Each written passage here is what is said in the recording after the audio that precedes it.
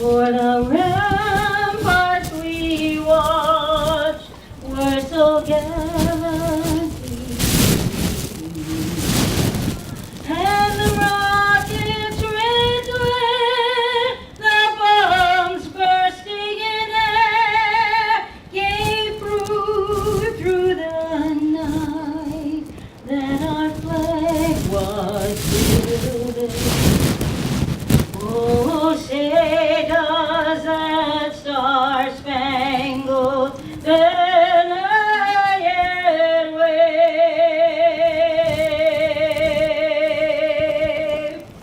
o'er the land of the free and the home of the brave.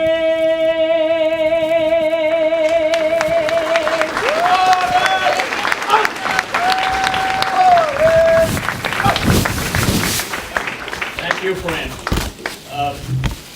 Normally we would have Peter Passay lay a wreath in front of the town hall, but we're out beyond there. Peter, would you have any words to say before we have taps? Just thank our town of Kingston for everything they do for us. And, you know, this here just shows everything, the appreciation that the town of Kingston has for the veterans of this city, town. Thank you, Peter. Could we have taps from the Congress here, please?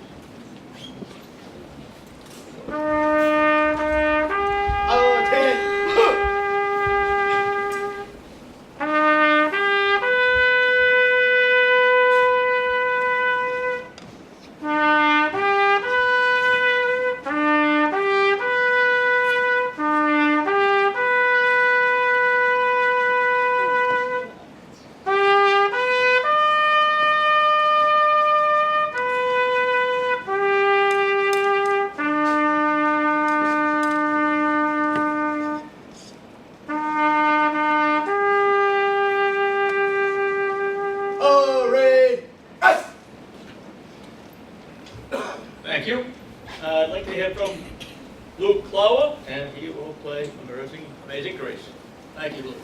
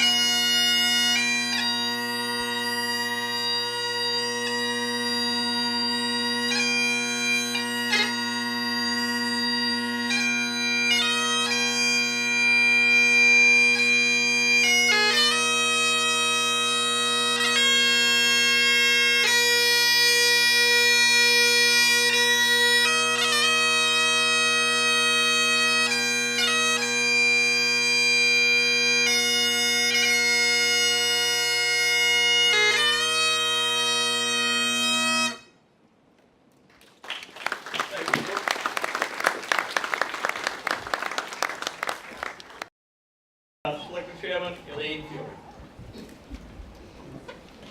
Thank you for all joining us here today, and hopefully, as you were coming in, you noticed the flags out in front of Town Hall.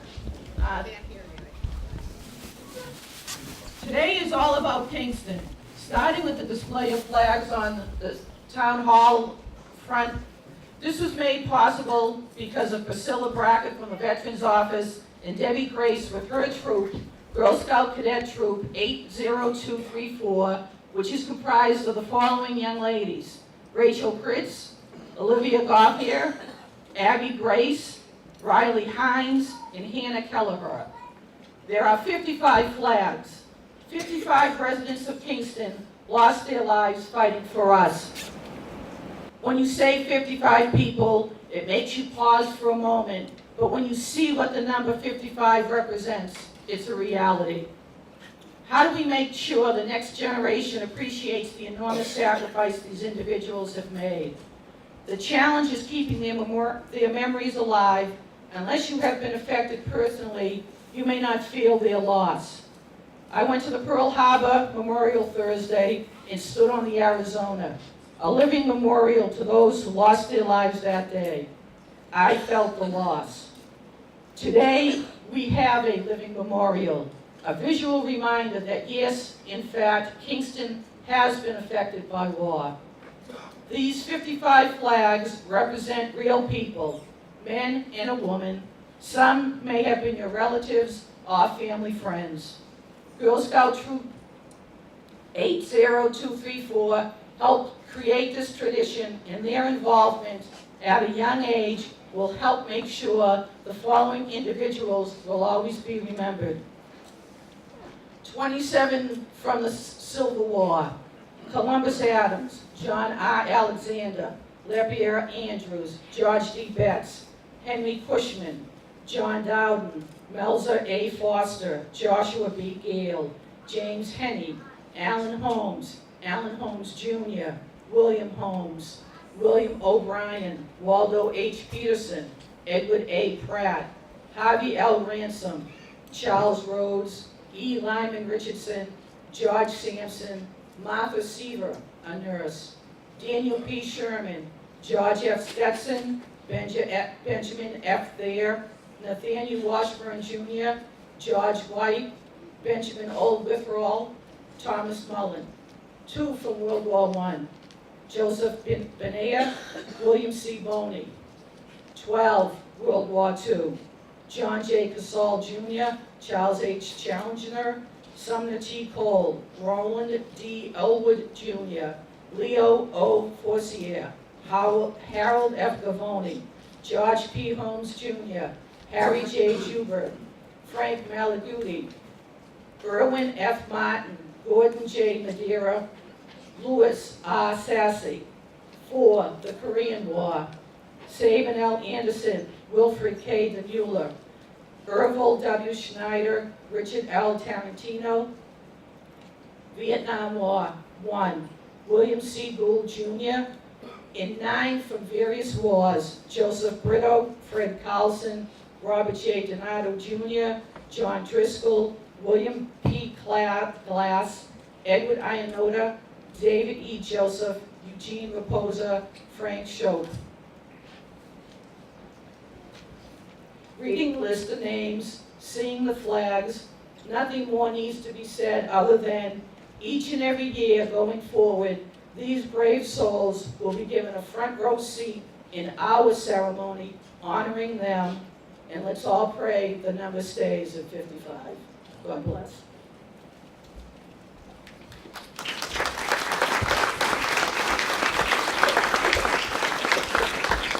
Thank you, Elaine. I'd like to hear from our chaplain, Reverend Dan King, now, if I may.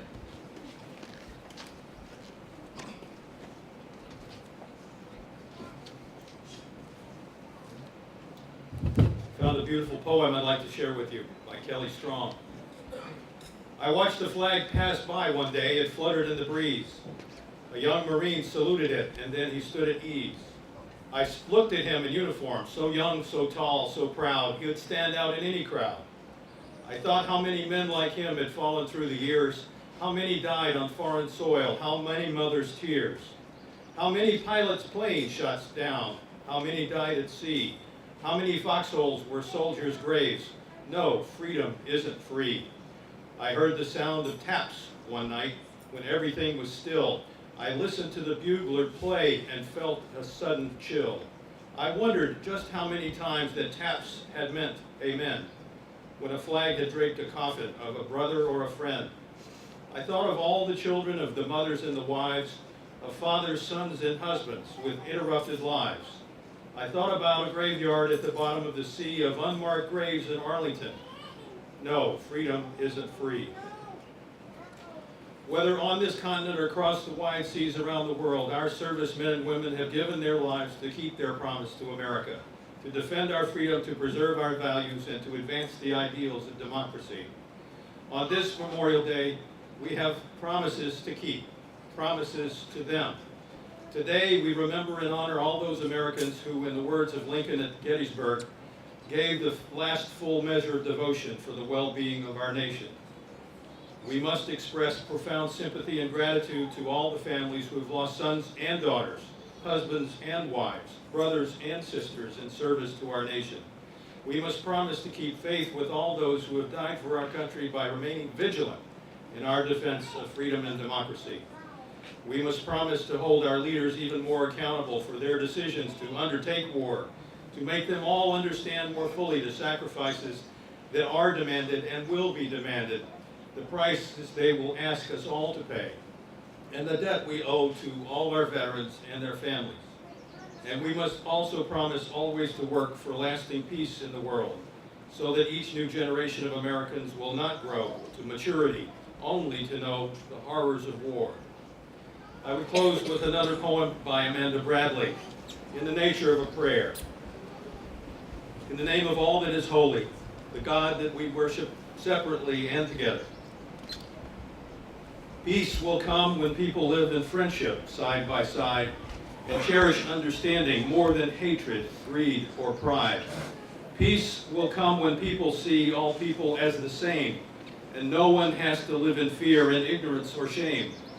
Peace will come when people who are needy can reach out for shelter, food, or love, and no one has to do without. Peace will come when people learn to listen and to care about the rights and dignity of people everywhere. Peace will come when love and trust and kindness know rebirth, and on that day all people will rejoice in peace on earth. Our lives are precious. Each moment of our lives are precious as gifts from the great unified existence that we can experience. But there is something more, and that is what asks us all to work for peace, to work in gratitude for those who have sacrificed, and never, ever give up the ideals that unite us here today. Blessed be. Amen.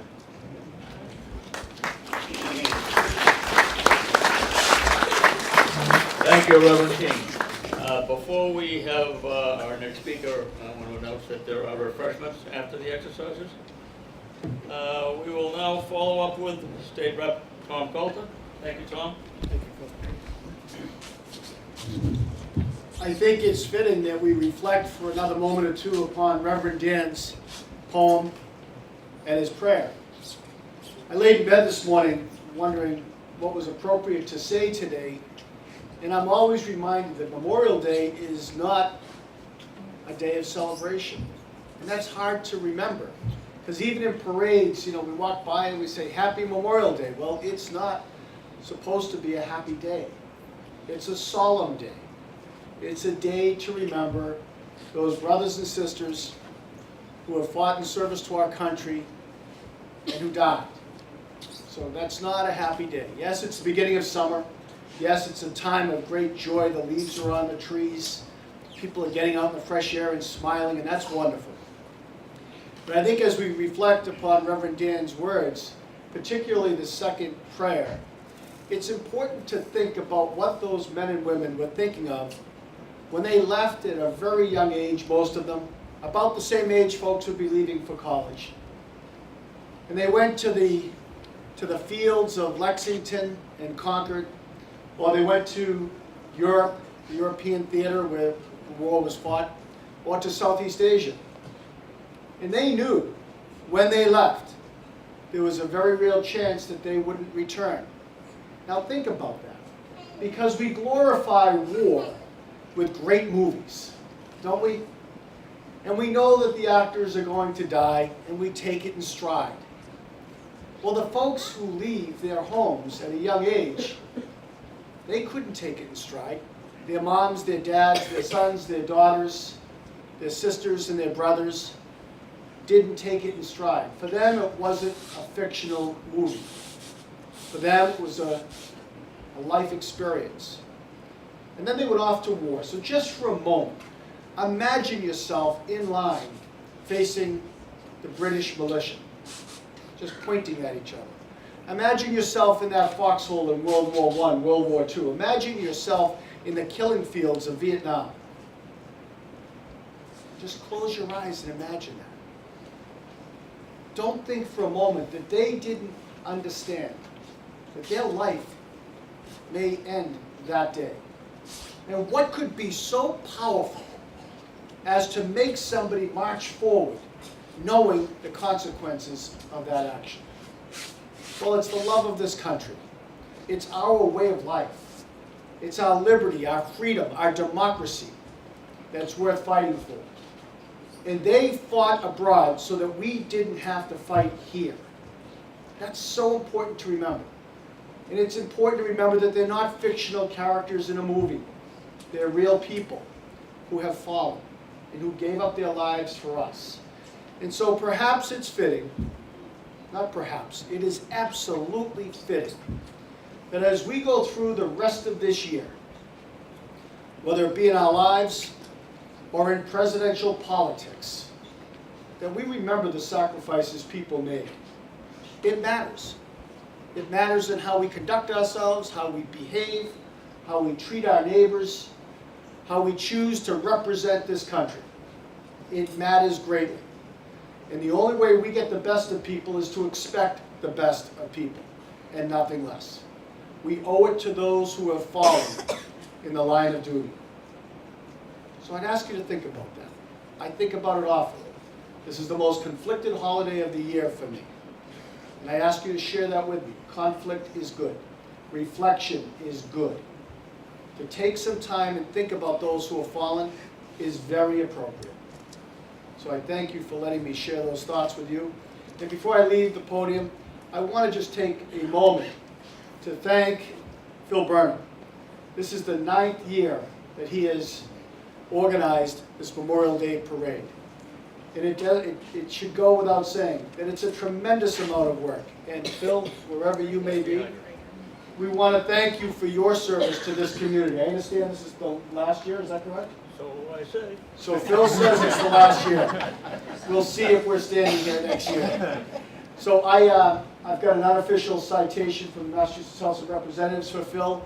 Unfortunately, we put in the request late, so I don't have the formal one, but I do have an informal one that Betty tried very hard to do Old English scroll. But we'll have the real one for you on Monday, Phil. And we all want to thank you and we wish you the best, and I'm sure you'll be an advisor to whoever takes on this role. And in closing, I just want to offer my best to our Senator, Vinny DiVisito. He's in his hometown of Plymouth today. He's doing an extraordinary job, and I know he wishes he could be with you today, so I send the Senator's regards. Thank you. Thank you.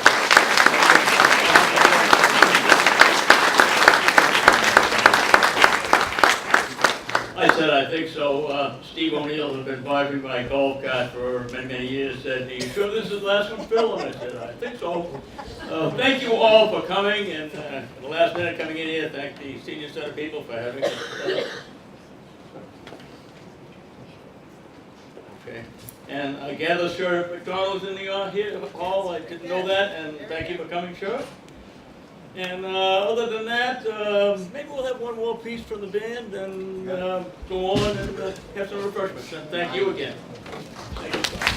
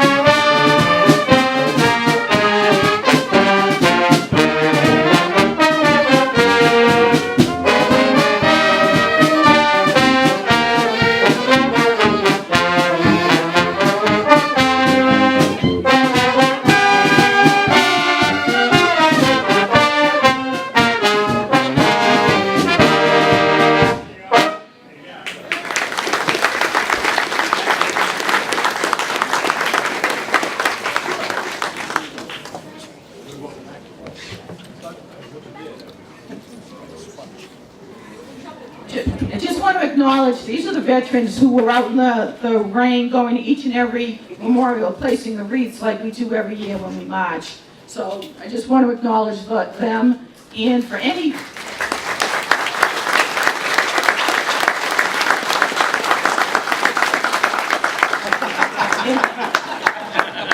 and typically we can identify the veterans because they march in the parade. This year, if anybody in the audience is a veteran, please stand up so we can acknowledge your service as well. I know you're out there.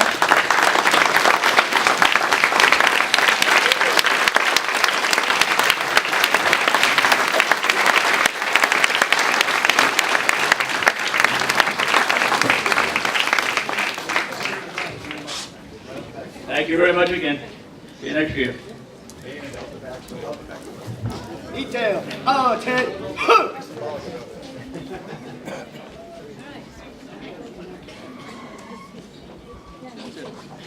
Thanks, There it is.